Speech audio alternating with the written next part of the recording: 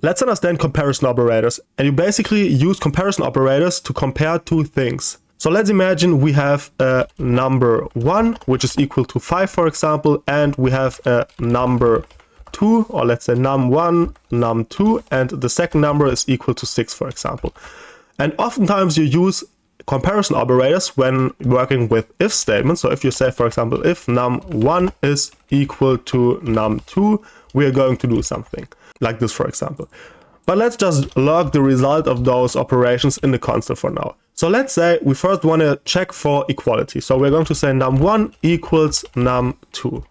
And now we're going to console.log this, and we see that we are getting false because num1 is 1 and num2 is 5, and num2 is 6. So they are not equal basically.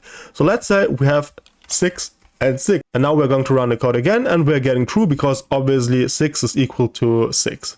Now we can also, instead of 2 equal signs, we can use 3 equal signs, and we're going to run the code and we will get true. So what is the difference between 2 and 3 equal signs? And it's pretty simple, to be honest. 3 equal signs basically means you are checking for strict equality, which includes the value and the data type.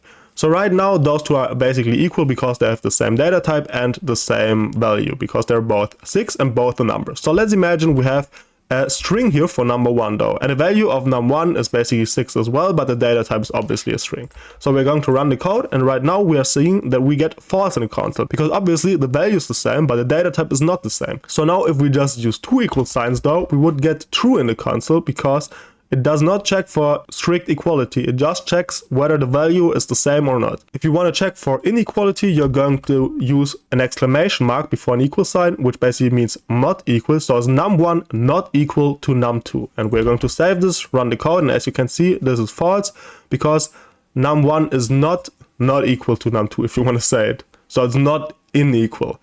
So once we basically say that this here is 4, for example, we will get true because those numbers are not the same anymore. Obviously, you can do the same with the double equal sign, for example. If you're, for example, going to say they are the same, but they have a different data type, again, this should be true.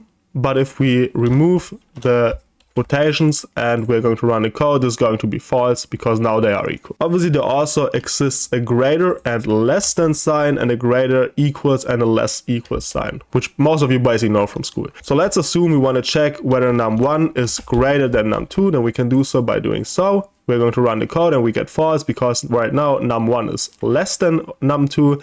We could obviously also do a less than sign, which is going to check whether num1 is less than num2, and this is obviously true.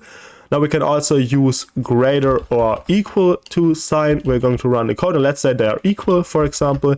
Then we're going to run the code and we get true because they are right now just equal. And we can also do less or equal than sign, and this is true again because they are basically equal. And those are the most important comparison operators that you especially use when working with if statements, but basically for all types of things as well in JavaScript.